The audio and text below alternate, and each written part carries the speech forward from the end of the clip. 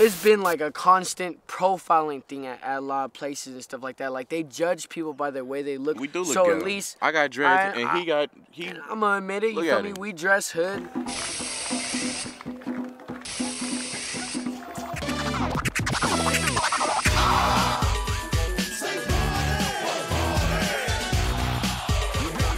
My name is Brandon Harrison. My name is Maurice Howard. My name is Diego Lanahan. My name is Kobe Mitchell from Eagle, California. Mi nombre es Marco Alberto Caña Hernández. Andrew Allen Gonzalez. My nickname is Pollo. I'm from Bakersfield, California. I'm coming from Los Angeles. It feels good to be out of Stockton.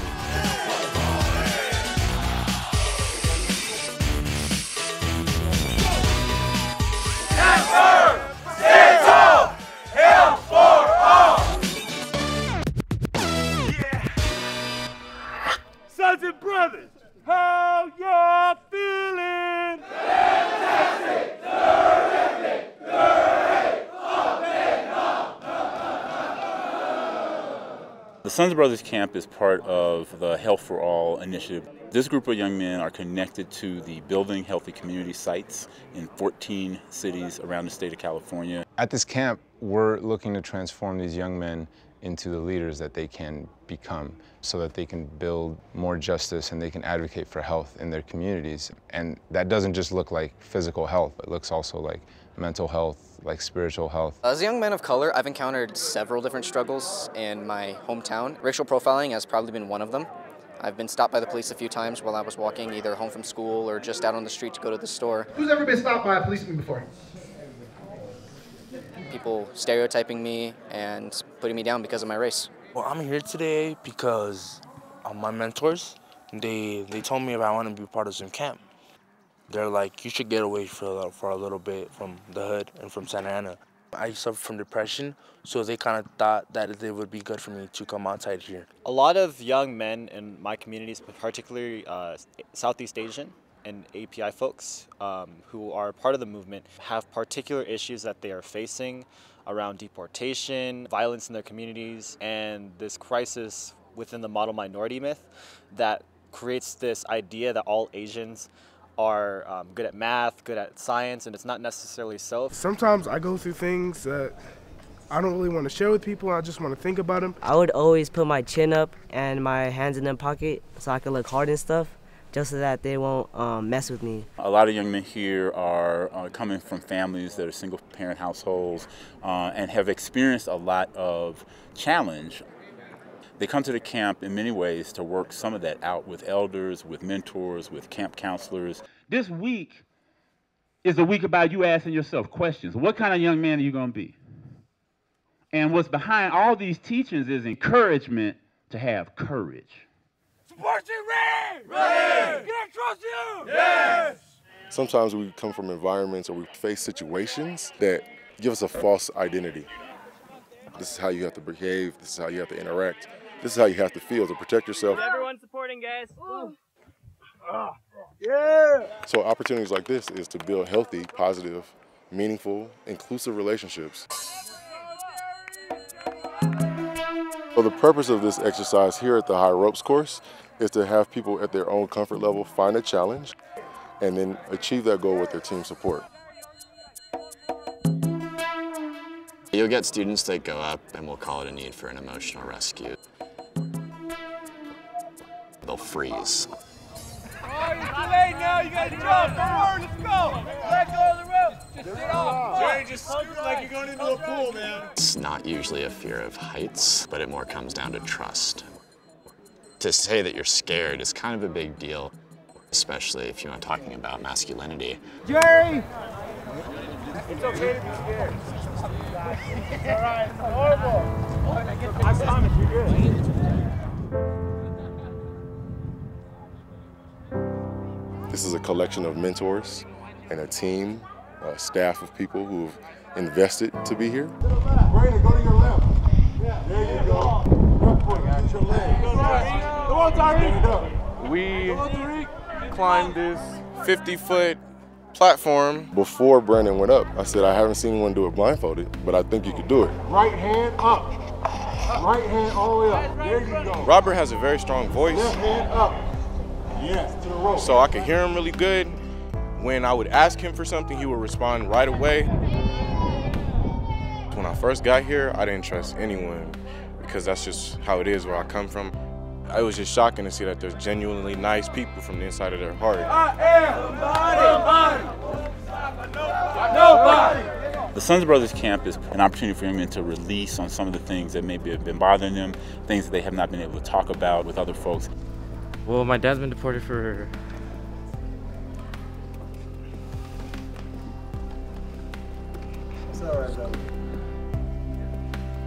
Our idea is that if you can get it out, you can leave some of that here in nature.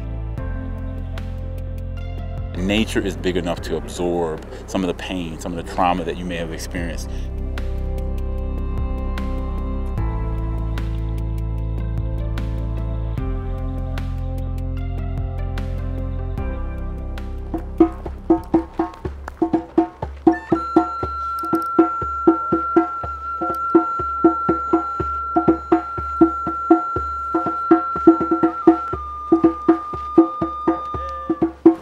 We're all connected. We're all family. Part of our role as elders is to hold sacred space and to create a space in which young people, first of all, feel sacred. We give thanks for the day. We give thanks to the owner of the day. To remind them that they're sacred and they're a blessing just the way they are. For some of our young men, they've never heard that before. They've never felt that before.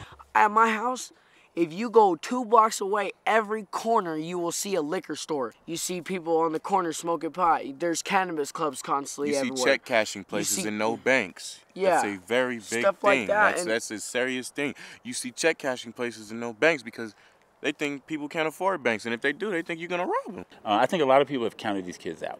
A lot of people say that, well, they're not going to amount to anything. Why are we spending time and energy on these kids? We need to build prisons, lock them up. They're not going to add much. I think that if people could see and meet these kids through their stories, they'd be changed.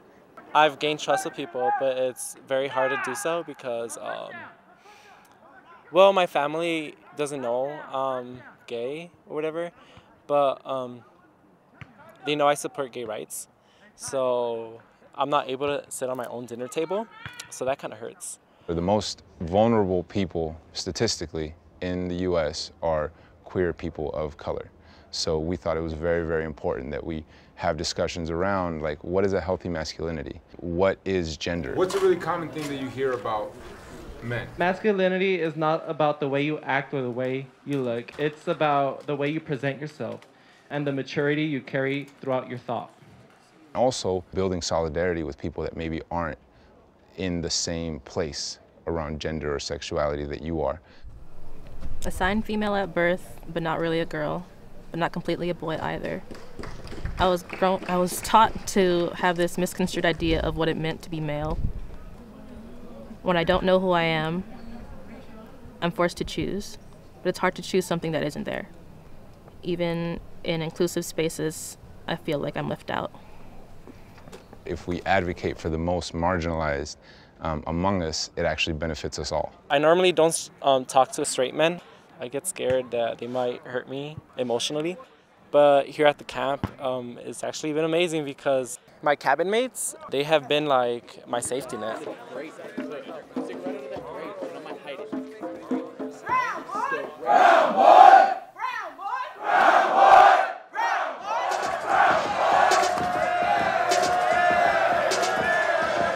We had young boys here from Coachella that had never sat in the room with African Americans, let alone slept in a cabin with them. Never in their lives. There are African Americans from Oakland that have never been in the room with migrant workers. When we're talking about like health for all, justice for all, we're talking about everyone, regardless if they were born here or not. Coming from an immigrant background, it's hard. I grew up raising both of my brothers, and sometimes when I come to camp, it's nice to be reminded that I'm still a kid.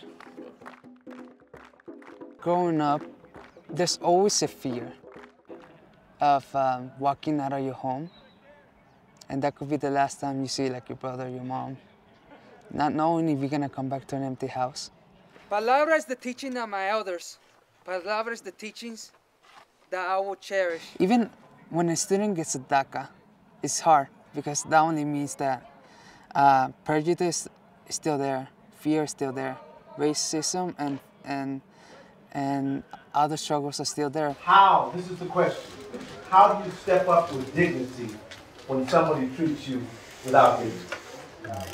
How do you step up with integrity when someone steps on your integrity?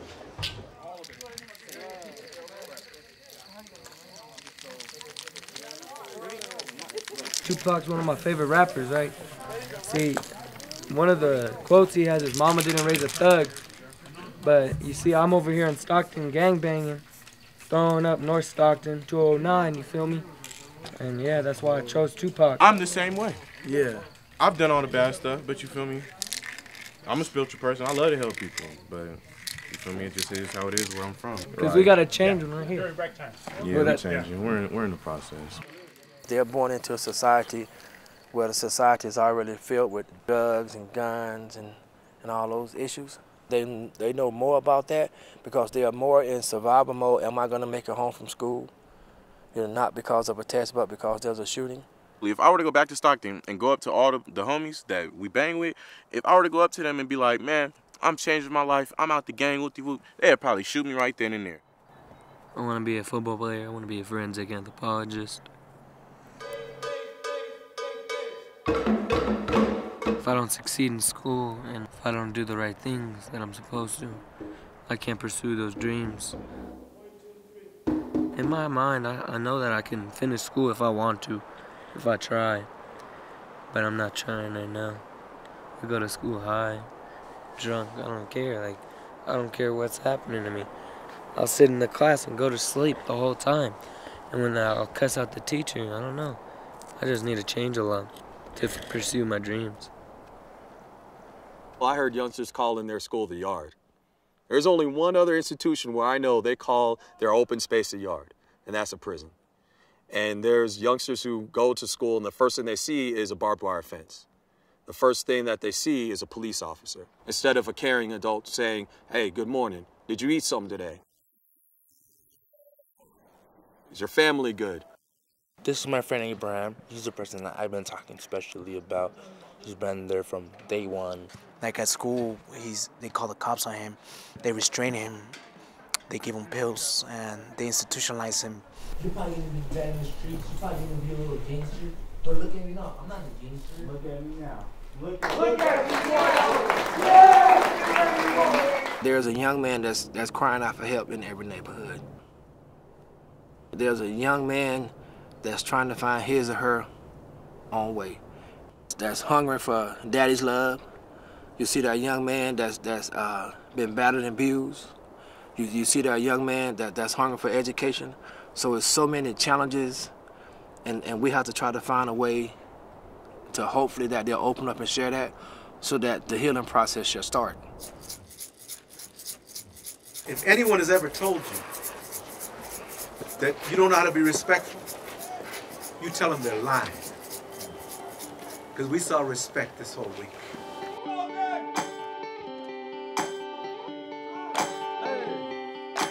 We're standing here up in front of each one of you. No, you got this! You got this! We're saying goodbye to each one of you. And this really hurts, but I know none of you will be forgotten inside my mind. I got homies right now from the 415 to the 209. To the Valley Grind. I really hope that after this camp, our young men leave transformed, that this is a first step for them. This isn't like just a one and done deal, but this makes them more curious about their own history. This makes them feel like they have more personal power. This makes them feel like their lives are political. I plan on getting more involved with the Boys and Men of Color and the building healthy communities. I'm from East Fresno, but you know what I meant? If I told you that in my city, messages of love are never sent? I really want to advocate for youth health, and I want to help them be portrayed as the people they are, not what they're seen as.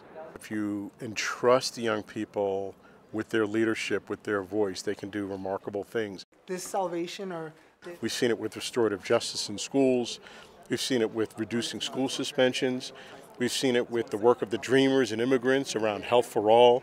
We've seen it in a number of policy battles and campaigns. The reason why you're at this camp, somebody recognized that you were a leader. We want to build on that platform and make them even better, stronger leaders because it works.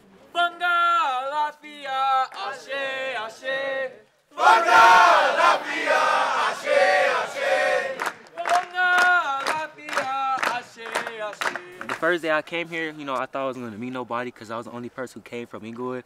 But then, like, the first day I met Diego and them, and after that we got, like, real close, you know. After that we've been hanging out, like, every day.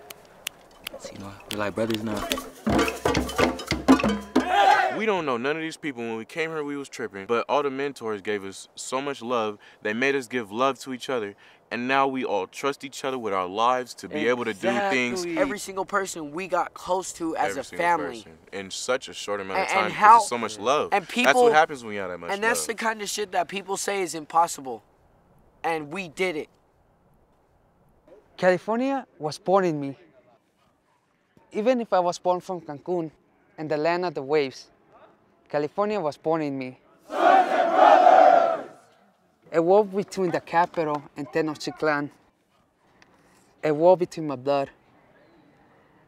A war between my new family, which is where I understood that family does not end in blood. California was born in me.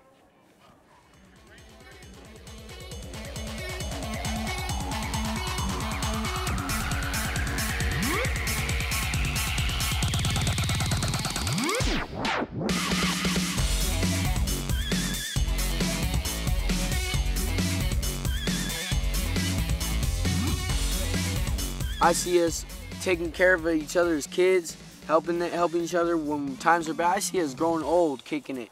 Still, best friends, bruh. I mean, feel me? I wouldn't That take care of your kids, but I wouldn't take care of your kids. I wouldn't either. Hey, I'd babysit y'all kids.